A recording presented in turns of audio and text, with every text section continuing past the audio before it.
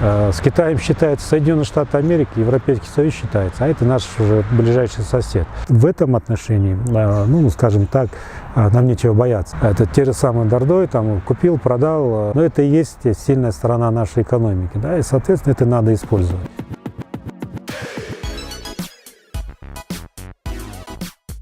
Китайская Народная Республика, являющаяся одной из крупнейших экономик мира, сейчас активно инициирует развитие инфраструктурного проекта «Один пояс, один путь». С 2015 года на разных уровнях обсуждается сопряжение данного проекта с еще одним крупнейшим региональным проектом – Евразийским экономическим союзом. Мы узнали у известного отечественного политолога Шарадила Бактугулова о том, что конкретно углубление взаимодействия с Китаем даст Кыргызстану, а также поговорили о перспективах кыргызско-китайского сотрудничества. Как вы оцениваете взаимоотношения Китая и Кыргызстана на данном этапе, имея в виду политический аспект? Ну, надо начать с того, что Китайская Народная Республика – одна из первых стран, которая признала независимость суверенного Кыргызстана в далеком еще 1993 году. В 2013 году впервые отношения между Китаем и Кыргызстаном были введены на новый уровень стратегических партнеров. Плюс после последнего государственного визита президента Джейнбекова уже в мае 2018 года в Китайскую Народную Республику было подтверждено, и в принципе отношения стратегических партнеров закрепились. То есть это наивысший уровень политического сотрудничества между странами. Плюс надо заметить, что президенты Кыргызской Республики традиционно при посещении Китайской Народной Республики, соответственно, председатели Китая, посещающие Кыргызстан, статус визитов ставит самый высший, государственный визит. Вот это действительно делается для того, чтобы подчеркнуть важность и значимость добрососедских отношений. Поэтому и, например, договорная база, правовая договорная база между Кыргызстаном и Китаем составляет где-то порядка более 200 нормативно-правовых актов, соглашений и так далее. Самым ключевым это является, конечно же, соглашение по линии государственной границы Кыргызстан-Китай. Вот. И вот в этой связи надо заметить, что у нас нет территориальных споров с Китайской Народной Республикой. И, ну, например, как у Китая и с Индией, Китай с Пакистаном и с другими странами, да, вот. И в этом отношении, ну, скажем так, нам нечего бояться, да. То есть Китайская Народная Республика – это одна из немногих стран, которая соблюдает международное право. Например, Китай, ну, вот в этом году они празднуют юбилей 1 октября со дня образования Китайской Народной Республики, да, в 1949 году. И глубоководный порт Гонконг был взят Великобританией на 99 лет еще в конце 19 века и передан в 93-м. То есть, несмотря на то, что была создана новая страна с коммунистическим строем, она не предпринимала никаких сил для того, чтобы силком вернуть себе порт Гонконг, который находился в аренде у Великобритании. Да? То есть китайцы дождались, когда срок аренды истечет. И, в принципе, теперь Гонконг является особым автономным районом. Вот. Это вот как раз пример того, что Китай, он следует, если есть соглашение, он следует нормам соглашения. Поэтому с точки зрения политического сотрудничества там особых проблем нет. Как насчет экономического сотрудничества? Чем Кыргызстан может быть интересен Китаю? Китай – это сегодня сверхдержава, да? Промышленная держава, ядерная держава и космическая держава. Вот. И с этим тоже надо считаться. Да? С Китаем считается Соединенные Штаты Америки, Европейский Союз считается, а это наш уже ближайший сосед. Вот. И если мы смотрим с точки зрения экономики, Китай дает возможности, предлагает возможности, а наша задача этими возможностями воспользоваться. И вот здесь мы ограничены. У нас ограниченный подход, мы ограничиваемся только категориями челночной торговли. Да? Это те же самые Дордой, там, купил, продал, что в экономической науке называется реэкспорт, да? А по простонародному челночная торговля. Вот часто говорят привлечение инвестиций. Ну, понимаете, это такое лукавое заявление. Инвестор в первую очередь ориентирован на прибыль. Он приходит в страну, вкладывает деньги, чтобы получить прибыль в краткосрочной перспективе. И, в принципе, его особо больше не интересует. А страна должна привлекать эти инвестиции на развитие страны. Да? И вот надо в этом отношении смотреть опыт Китая. Вот. Поэтому, видите, вот смотрите, вот Китай за жизнь практически одного поколения из отсталой страны превратился в сверхдержаву, да, технологическую державу. Это не просто мастерская мира, это сейчас крупнейший финансовый центр, да, это крупнейший кредитор. Китай является крупнейшим кредитором Соединенных Штатов Америки, Великобритании, да, Японии и так далее. То есть это не только Кыргызстан, там, должник Китая, да, вот. Каждая страна в мире должник Китаю. Это, ну, это факт, да, то есть это мировой центр. Это биржа, которая работает в Шанхае, это одна из мировых бирж. Наряду Шанхай, Гонконг, то есть это две мировые. Ну, вот знают, Нью-Йорк знает еще, японскую знает, и вот Шанхай, Гонконг, да. Мы не знаем, что такое правило международной торговли. У нас есть только первый опыт международной торговли в рамках ЕС. Это вот первый опыт министерств, ведомств, чтобы вести какие-то переговоры в сфере мировой торговли. Опять-таки, это не челночная торговля, да? Там с одной стороны что-то привезти, перепродать в другой стране. Это челночная торговля. Вот.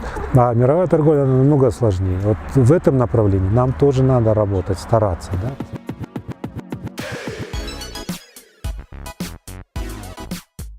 А много ли китаеведов в Кыргызстане? 2-3 человека. У нас 2-3 человека, и это беда не только в Кыргызстане, это везде. Да? Например, традиционно в советское время в Узбекистане готовили китаистов, да, китаеведов и так далее. Но в Узбекистане тоже 2-3 где-то китаиста на сегодняшний день. В Казахстане, ну, может быть, 3-4 человека. Да? Вот. В Таджикистане ситуация еще хуже, так же, как и в Туркменистане. Да? В Кыргызстане где-то порядка 3-5 человек, да, китаистов. Вот. Большинство у нас просто знатоки китайского языка. Вот. Но знаток китайского языка не означает, что он хорошо разбирается в правовой системе, в политической системе, да, в том, что собой представляет вообще Китай, да, ментальность Китая.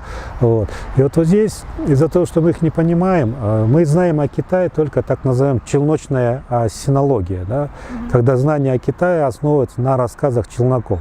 Вот, на том, как они воспринимают Китай, что там видели. А это, ну, скажем так, околонаучные представления. Да? Они хороши, если опять-таки работать только с китайскими торговцами мелкого уровня, да, с челноками. Вот для этого такие знания нормальные и достаточные.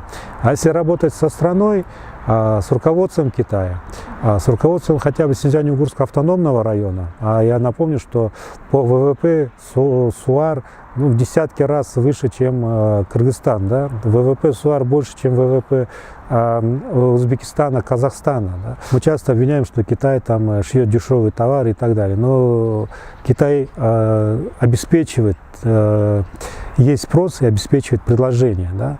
И вот этот спрос формируют наши собственные бизнесмены. Те, кто занимается челночной торговлей с Китаем. Да? Заказали подешевле вещи, привезли, продали как дорогой товар. Да? А если хороший фабричный товар, то говорят, вот это Южная Корея, Япония там, или фабричный Китай. Вот. Цены будут намного выше. Да? То есть это опять-таки это наши собственные подходы. Например, те 90-е годы челноки в принципе зарабатывали до 1000%, да, маржи, вот, за счет того, что привозили вот эти некачественную продукцию. Да? Сейчас эти обороты упали. Но тем не менее, если мы посмотрим на рынках, там, как поставляется, и цены, по которым заведены, все равно 3-4 цены, ну, минимум, накручиваются. Да? А что вы можете сказать по поводу транзитного потенциала Кыргызстана? Я знаю, есть очень много компаний российских, которые хотели бы открывать здесь, на территории Кыргызстана, компании, агрохолдинги, и сотрудничать в дальнейшем с Китаем. Можем ли мы использовать эту возможность? С агрохолдингами там проблема. В 90-х годах мы просто, вот, первое руководство Кыргызстана, оно, в принципе, следуя принципу справедливости, на самом деле распылило ресурсы и средства. Да?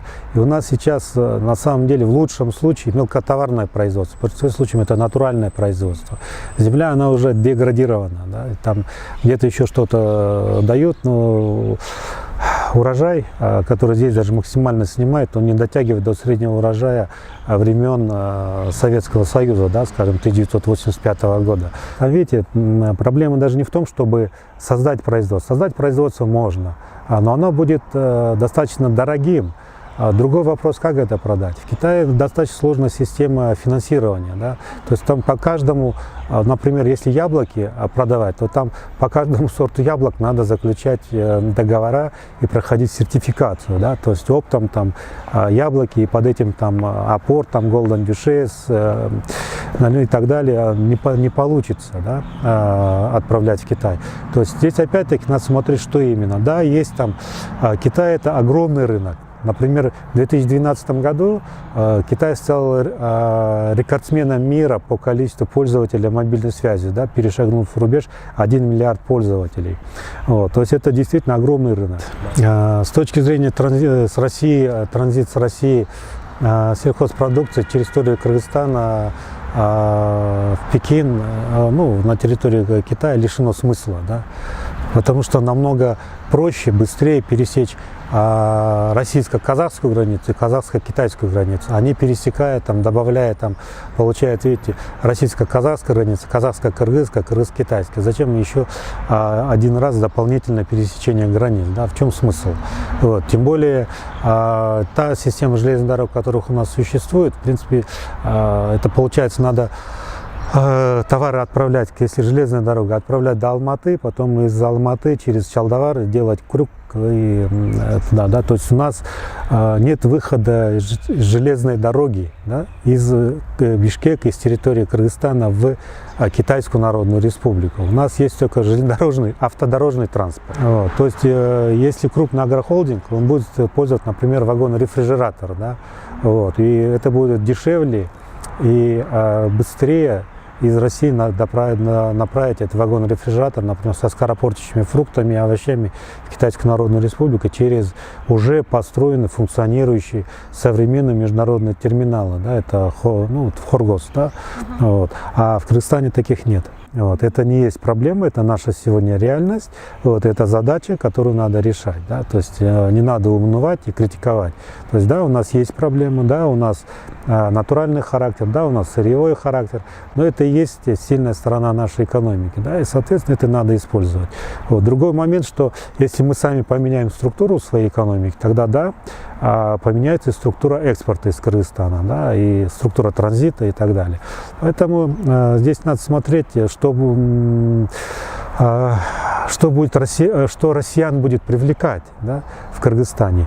Если будут работать через Иркиштан, например, на Кашгар, да, вот, на Тибет, на юг, Суар, вот, граница Афганистан, Пакистан, Индия, тогда автомобильный транспорт, в принципе, через территорию Кыргызстана можно. Да, например, железная дорога отправить до Аша, вот, оттуда перегрузить на большие грузы, в принципе, отправить в сторону Кашгара. Да? То есть в этом направлении можно работать. Но опять-таки вопрос стоимости тарифов. Да?